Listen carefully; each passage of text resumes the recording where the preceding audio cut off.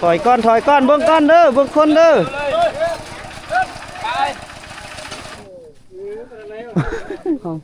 เนาะไปคันยามฝนแห้งเต็กนี่เนาะโอ้ยตกคันนาแล้วค่อยนะขึ้นเอาค่อยเฮ็ดคือเฮ็ดให้ค่อยเฮ็ดมีบ่เนาะมีกระบูนแล้วทำแน่มีกระบูนเอามาส่งเด้อคุณตามน้ำสู้ให้เจ้า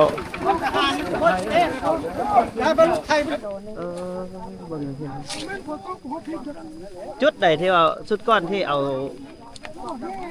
นั้นไปแล้วได้หามเจ้าหามพลาดลงหน้าหามพลาดได้หามบ่ดูพี่น้อง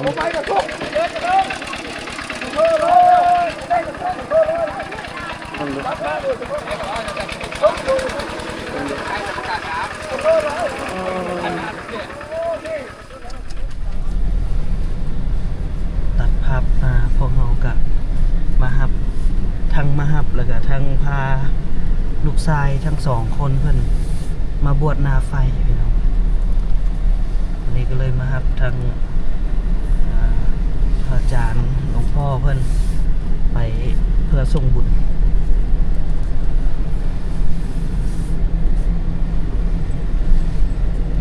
พี่ล่ะเนาะบ้านนี้ที่อยู่ใจกลา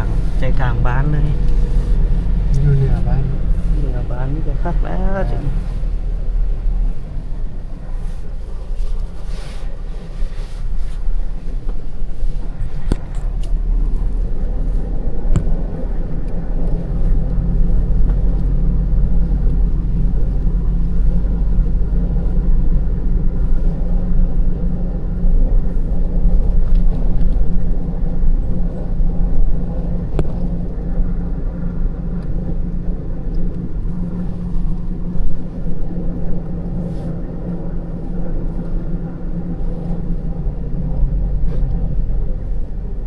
ทีแรกเจ้าขี่รถจักรมาเลยเนาะแม่น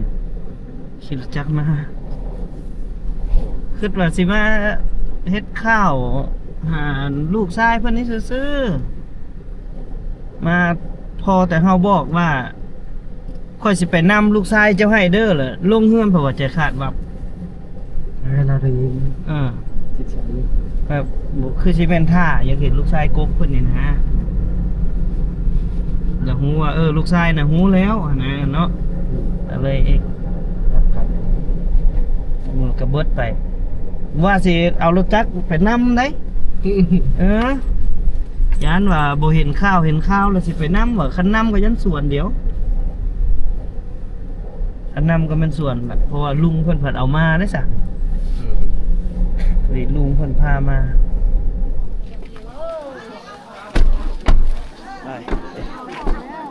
จากพาเพิ่นไปบวชเนาะแล้วก็พากลับมาทั้งเบิดว่าเพิ่นก็บ่มีรถนะอาศัยแต่บ่เตียงนี่เนาะ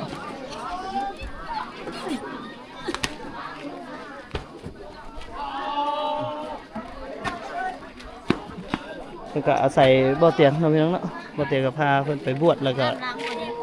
ญาคูมานี่เด้มาหอดแล้วลูกชายทั้งสองเพื่อบวชนาไฟบัดทั้งสองเลย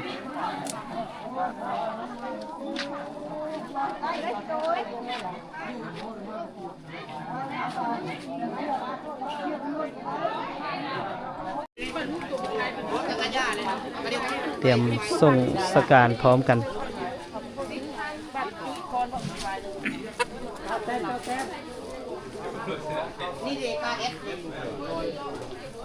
ขอบใจทุกคนที่ให้กำลังใจเนาะตอนนี้กำลังเคลื่อนย้าย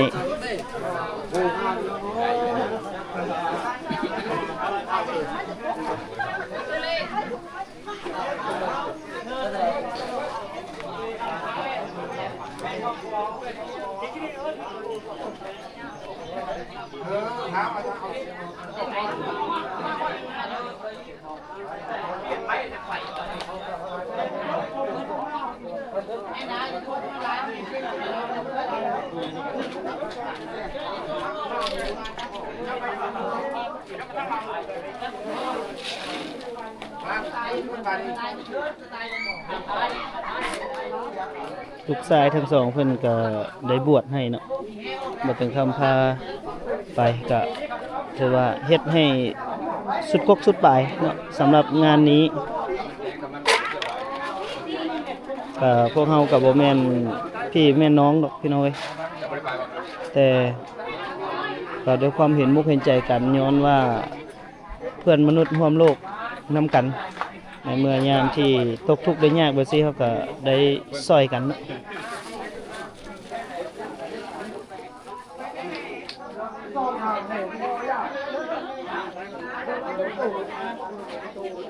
การเล่นกับพี่คืออะไรแค่ตั้งแต่มีคนไม่ยากเลย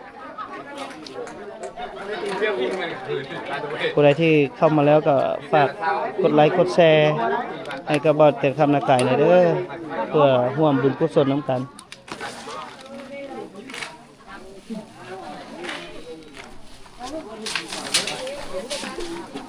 ฝากร่วมบุญกุศลน้ำกันเนาะเดี๋ยวหลังจากไป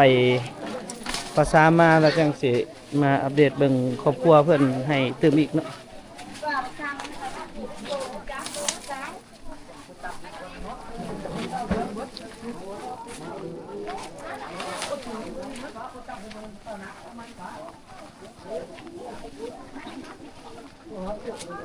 ร่วมส่งเพื่อนไปสู่ภพภูมิที่ดีร่วมส่งเพื่อนไปขึ้นสวรรค์ชั้นฟ้าเนาะถือว่าในภพนี้ก็เบิดสำนี้ในชีวิตคนเฮาพี่น้อง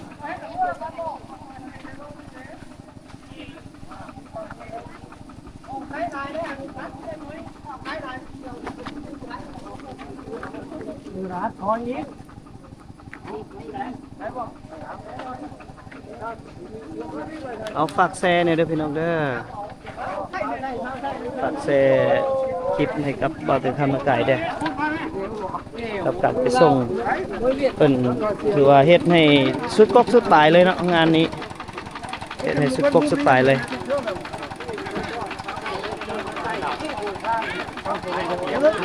คอยยกโป้ให้เจ้าได้เลย เพิ่นว่ายกโปให้อยู่ตลอดเนาะ ยกโป้ให้ตลอดเลยโป้ทักหลายเจ้าย กโปแล้วก็เบิ่งโฆษณาให้แหน่บัดโฆษณามันขึ้นน่ะเด้อ ขึ้นแต่บ้านหลวงบ้านเวียงหัวเจ้าไปแล้วยกโป้ให้ทักหลายงาย ม กโปให้ตลอดเนาะหัวใจให้ ใจเด้อไอ้ โด เด้อย ๆ ทำน้ำซู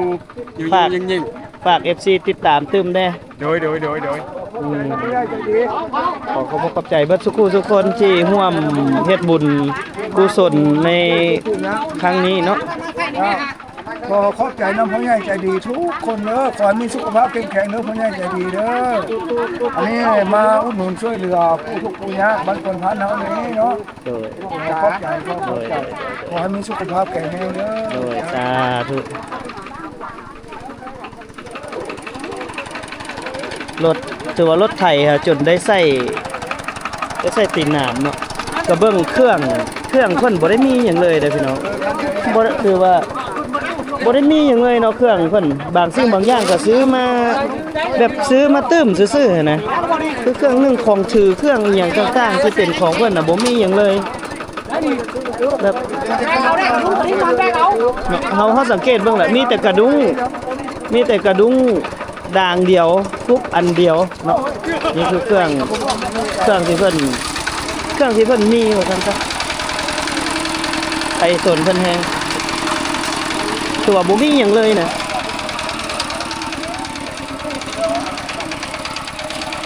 เอาฝากแชร์ให้หน่อยเด้อพี่น้องเอ้ยฝากแชร์คลิปนี้เอาบุญน้ำกันเบิ่งเครื่องคือเห็นนั่นแหละเครื่องที่ไปส่งเพิ่นที่เป็นของเพิ่นแท้กับเพียงแต่กระต้าเดียวกับเป่าเดียวน้อยๆเท่านั้นเลยอันนี้คือทรัพย์สมบัติที่เพิ่นมีคือเท่านี้อีหลีนะ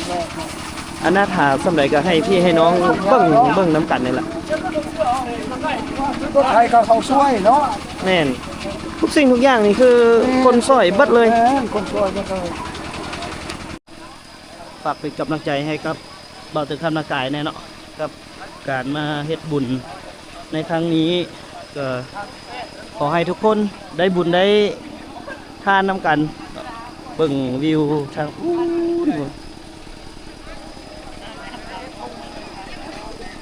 เบิ่งเดี๋ยวเข้าให้เบิ่งทางนี้เด้อคนไปส่งสการเนาะไปทงหน้าท่านทงหน้านี่เราไป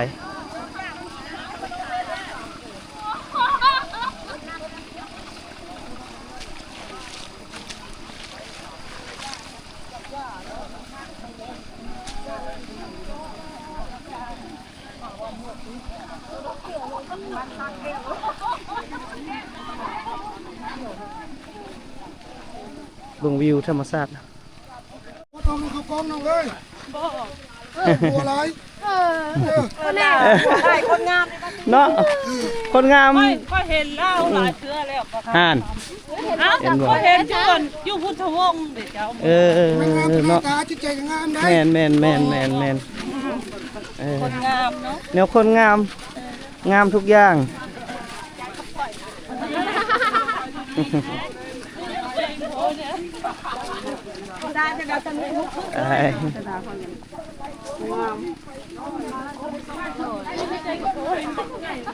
บ้านกวนพันเนาะเพิ่นอยู่บ้านกวนพันเมืองยมราชแขวงขมวน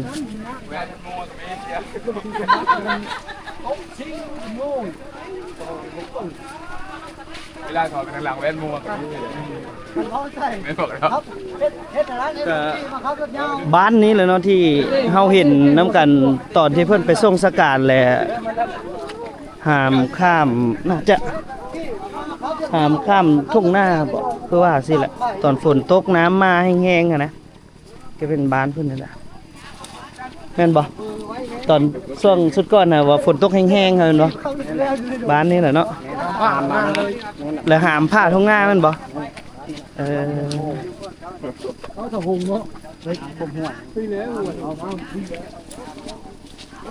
ตอนเอาไปฝนก็ตกบ่ฝนก็ตกอีก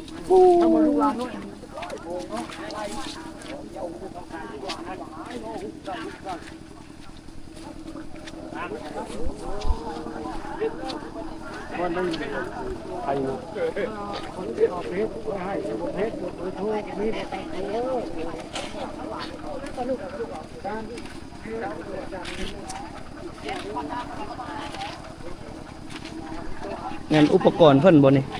นั่นแหละ อุปกรณ์หากินเพิ่นแหละเนาะคือบ่แต่คำว่าหั่นแหละเครื่องเพิ่นน่ะเกือบสิบ่มีติดรถไปเนาะความอนาถานะมีแต่กระดุงด่างเดียวซั่นซะ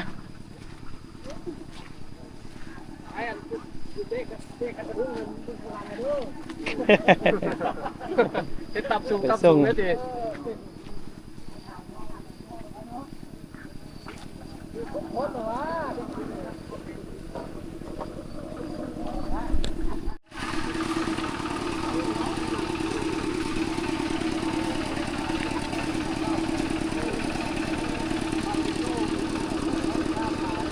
ผ่านทุ่งไร่ทุ่งนา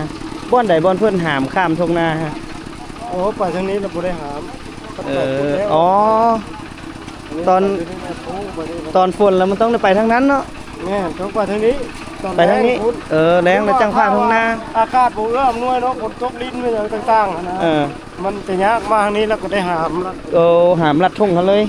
เพราะว่าไปนี่มันจะมีห้วยนี่ห้วยนี่มันมีน้ำหลาย ต้องได้หามข้ามทุ่งฮั่น น้ำหลายเขาจะข้ามมาได้ก่อน เลย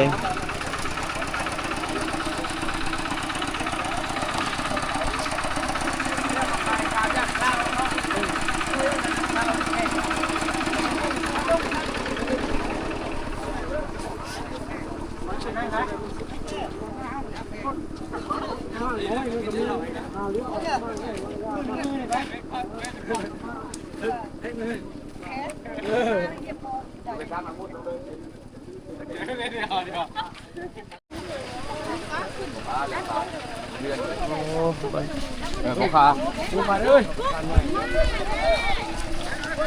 เอาลุยบาดพี่น้องเอ้ยลุยเลยตัวนี้เอา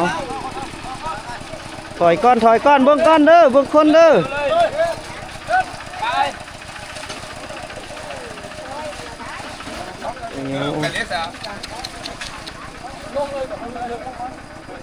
ลุยเลยรถไถคันสิบืนอีหลีกับยันตกหั่นนะกับยันตกสิแต่เฮาพี่ก็เข้าทางพี่บัดนี้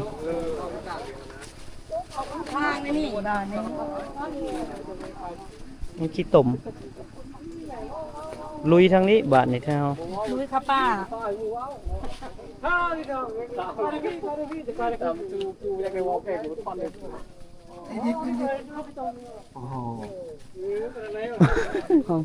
เนาะไปคันยามฝนแห้งเต็กนี่เนาะ แรกลักเลยทางหน้าพุ่นนะ โค้งไม่ได้ไกลนะ มันโค้ง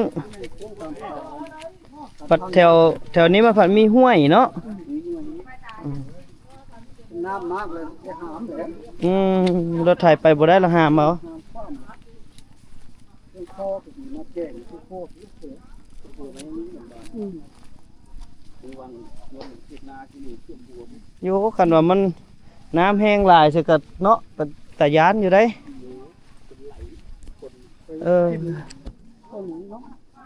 ปีนี้พวกนี้เลย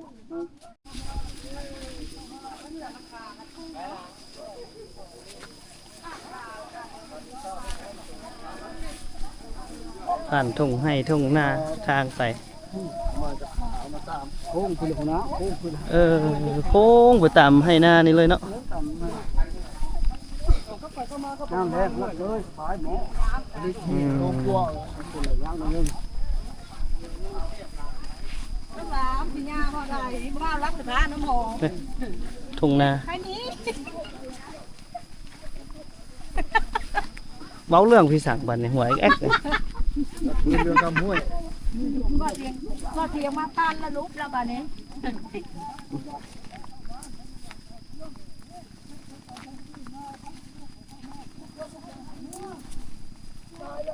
โอ้ใครน้ำห้วยลายนี่อันนั้นดีแล้ว ถึกตอนฝนแห้งๆเลยโอ้ลำบากเลยเนาะ ทั่วมาเลยน้ำโดนนี่ เบิ่งเลยจุดใดที่เอาสุดก้อนที่เอานั้นไปแล้วได้หาม พวกแก้วหามพาดลงหน้า หามผ่าทุ่งนาป้าผ่าทุ่งนาก็ยังเลิกปานนั้นวะ ก็ลงตรงกลางห้วยได้เขาเตียงเล เอย อ ลงกลางห้วยเลย โอ้ยยังนี่ลิแต่ น้ำจะไม่หายน้ำมันนี่ท่วมหมดเลย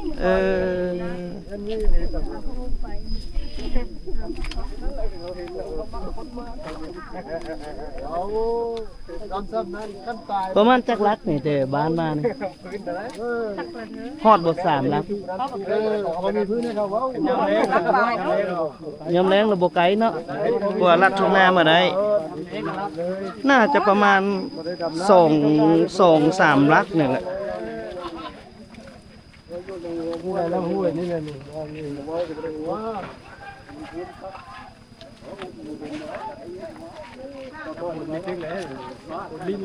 ขอบใจขอบใจ FC บัดทุกพักส่วนเข้าไปกันหน่อยนึง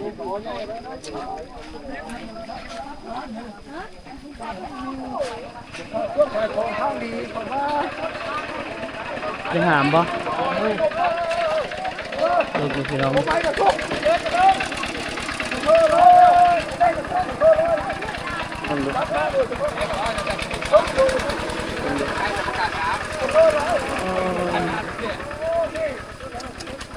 ได้ข้ามห้วยตัวนี้เนาะ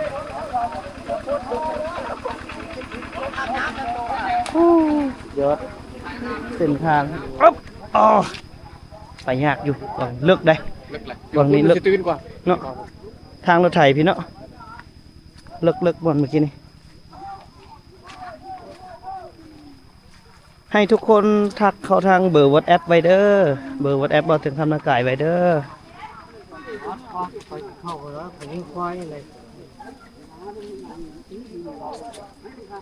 ไก่สมควรเลย บิ่งได้ลุยเบิ่งดูอ๋อตัวยามน้ำหมากมาสิบ่เว้าเลยเนาะใส่บ่ได้เลยแบบสิท่วมหัวเลยแถวนี้ได้อ๋อตัวพี่น้อง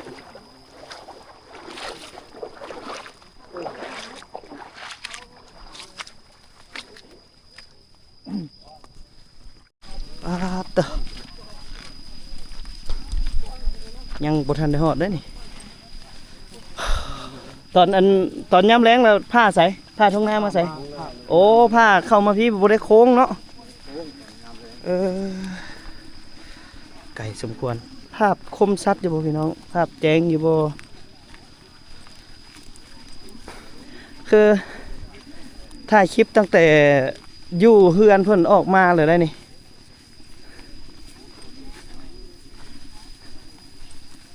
ภาพต่อ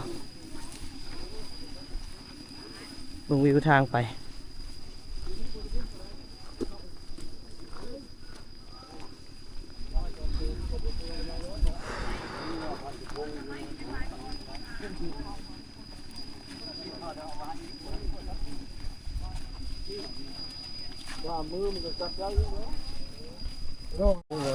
โค้งปวด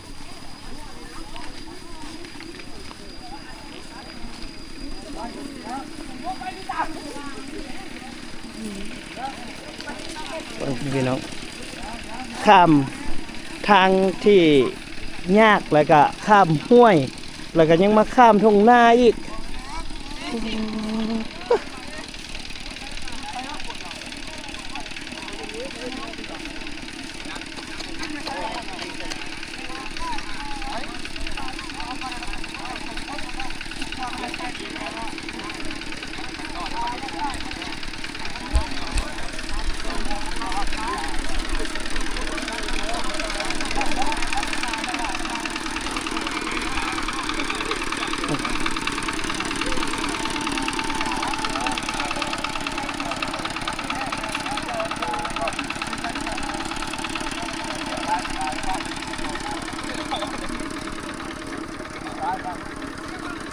บ่ธรรมดา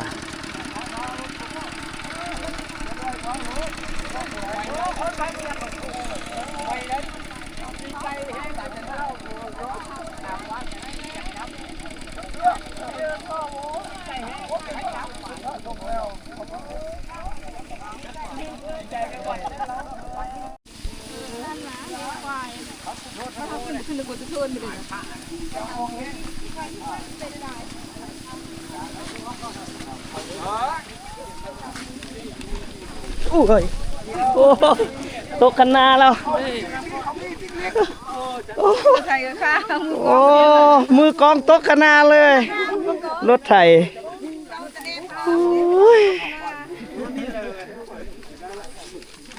มือกองกระจนตกกันนารถไถกันดับเพื่อจะปิ้งแห้งคือกับเดี๋ยวทำคุ้มเลย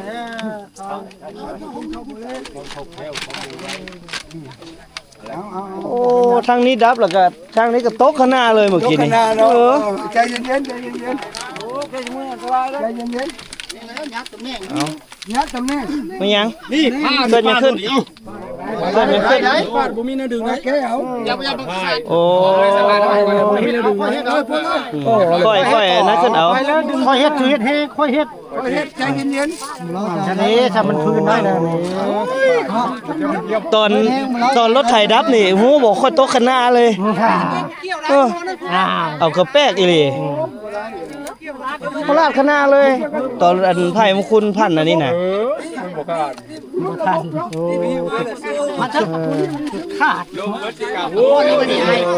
เอามาส่งเลยเด้อมาส่งเลยเด้อบ่แม่นท่อแต่คนขี่มาได้อยู่ในช่องโซเชียลนี่ก็4-500 คนผู้ใดมาส่งนี่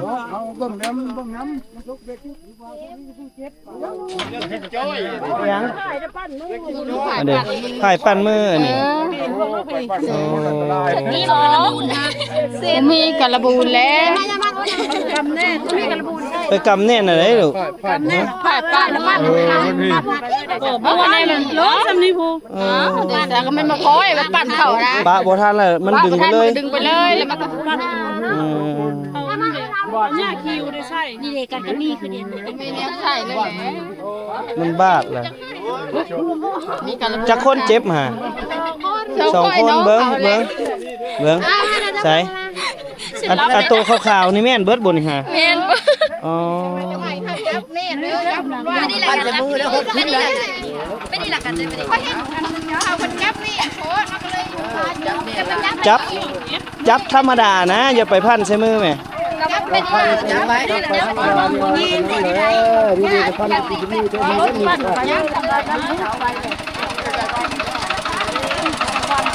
บ่เตียงกันจนตกข้างหน้าพลาดข้างหน้าเลยตอนนั้นอันนี้พันหาโอ้โหเอามาส่งเด้อคุณทำน้ำสู้ให้เจ้า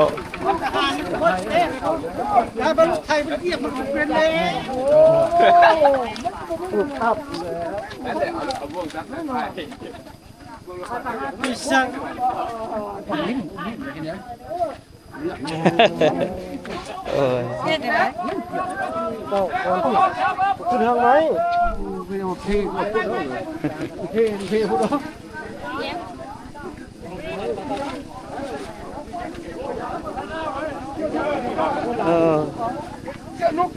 กึบกับโอ้ยกับสภาพโตเดนเซี่ยวเอ้ยขึ้นอันนี้บ่ขึ้นหักไหม โอ้มันเราให้มันแวกมันบ่แวกโอ้ยเท่าใด มาผ่าทุ่งนาอีกพี่น้อง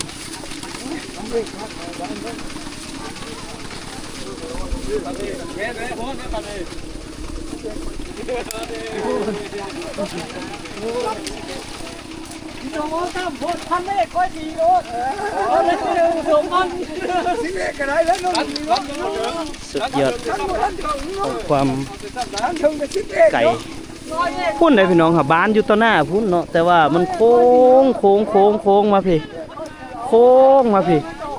เนาะแล้วโค้งกลับคืนอีกก็มันจังไก่นะแล้วบ่ได้แบบตัดทางมาเลยนะที่จริงค่ะบ้านแนมเห็นอยู่เด้แม่นเนาะบ้านเนาะแต่ว่ามันอ้อมนั่นแหละสมพรจังไก่มันอ้อมหน้าอ้อมให้หน้าเพราะว่าภาษาอยู่คนละฝากกับบ้านแล้วมีให้หน้าอยู่ข้างกลางเหมือนให้หน้าฮะมันไก่มันกว้างแห้งก็เลยได้โค้งอ้อมต่ำจนวิทย์ทุ่งหน้าของบ้านนั่นแหละมันก็เลยไก่เนาะ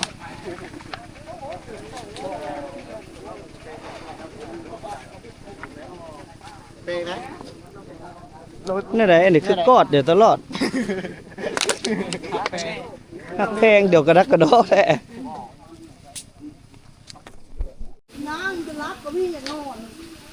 หอดแล้ว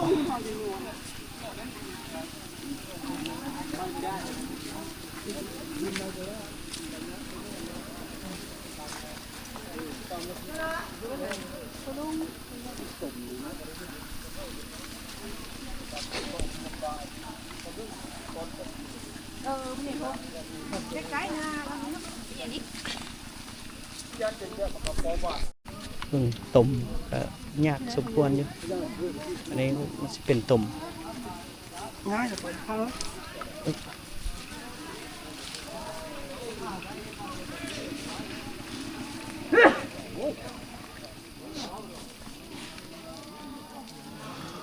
หมดแล้วเนาะ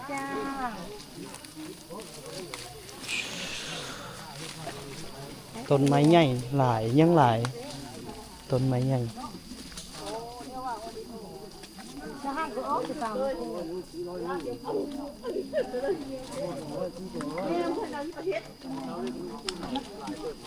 ขอบใจทุกคนที่ติดตามเนาะ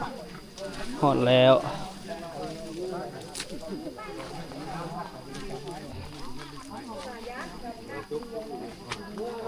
ว่าเป็นไงนะชูรถหรือว่าอย่าไม่ซื้อ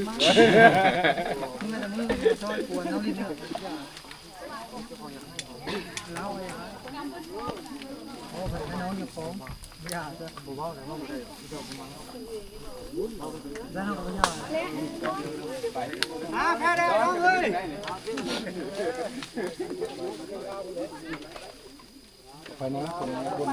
ไหนหันเลยเนี่ยต้องไปเมฆเดียวข้างอันนั้นเลย โอ้ยไกลแบบนี้ความมันไปออกต่อ แม่น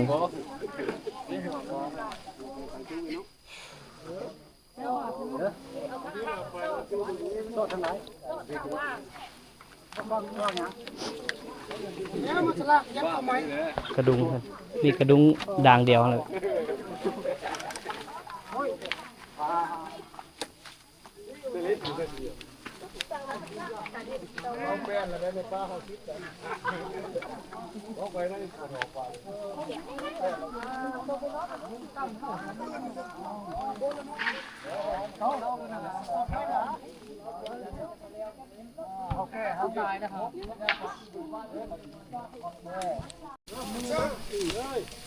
หัวเพิ่นก็มาเนาะมาส่ง ตั้งนายกตั้งแล้วชุบไปข้างหน้าอีกได้ คือบางยิ่งเจ้าเว้าอยู่นะว่าซากอยู่นี่เด้อ เดี๋ยวบัตรคำเอาให้เบิ่งเนาะเครื่องที่เพิ่นมีเนาะก็เบิดเท่านี้แหละพี่น้องเอ้ยเบิดเท่านี้แหละเครื่องที่เสื้อบ่มีฮอดเสื้อนอนหมอนมุ้งหยังเลยเนาะเป็นของลาวอะนะบ่เห็นเลยบ่มีเลยก็ตัวอยู่ในเฮือนน่ะก็เกือบว่าบ่มีเลยบ่มีฮอดเสื้อนอนหมอนมุ้งพี่น้องเอ้ย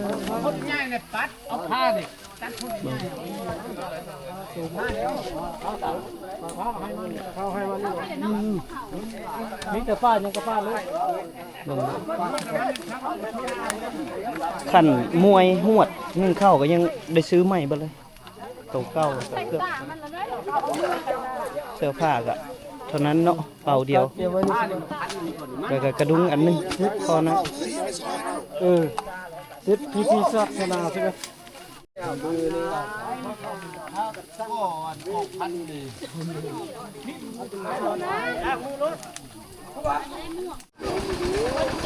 ็คือว่ามาส่งเพิ่นจนฮอดแล้วเนาะพี่น้องก็สิ่งที่ยังบ่ได้เห็นก็คือผ้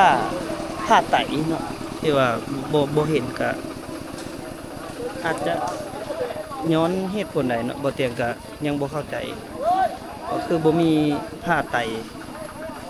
เวลาถวายอยู่หน้าเมมมันก็ยังบ่เห็น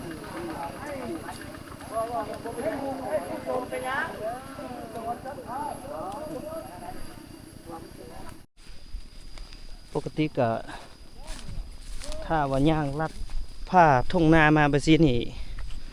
มันก็สิไกลกว่าแต่ในช่วงยามฝนเนาะมันก็ต้องได้ข้ามห้วยนะได้หามข้ามห้วยนี่บางจุดบางบ่อนตามที่เพิ่นเล่าให้ฟังจนได้จนเพียงคอหรือท่วมหัวผู้ใดพี่น้องเอ้ย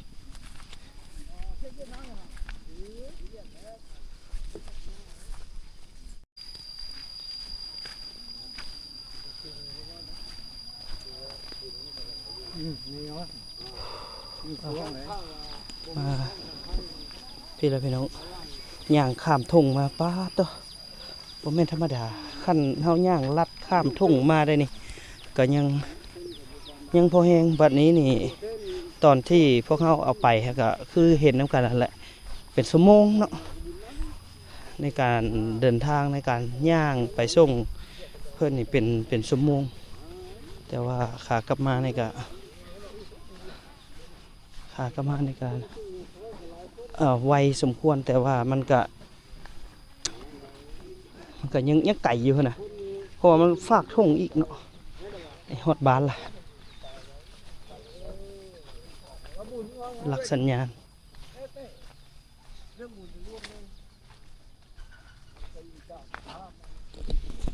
มาตัวชาติไปคนเดียว เจ้ามาจากชาตินี้เขามีจีกระดูกอันนี้เขาเจ้าที่นั่นคอยมีนี่นะจีล่างให้เป็นทูบก็คือไก่ใส่กับยอดของลูกลาเลิกไว้ข้างตรงไว้นี่เป็นนั่นกับโยนตะลุยไม่ได้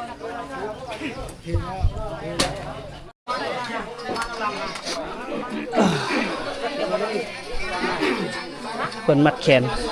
มัดแขนให้พี่น้องเอ้ยโดย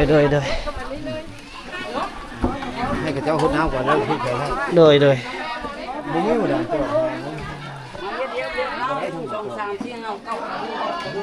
โจ้ไม่ได้กับร้านโจ้ตัวไม่อยู่โจ้ตัวนี้เดียวโจ้น้ำชี้เดียวกันเลย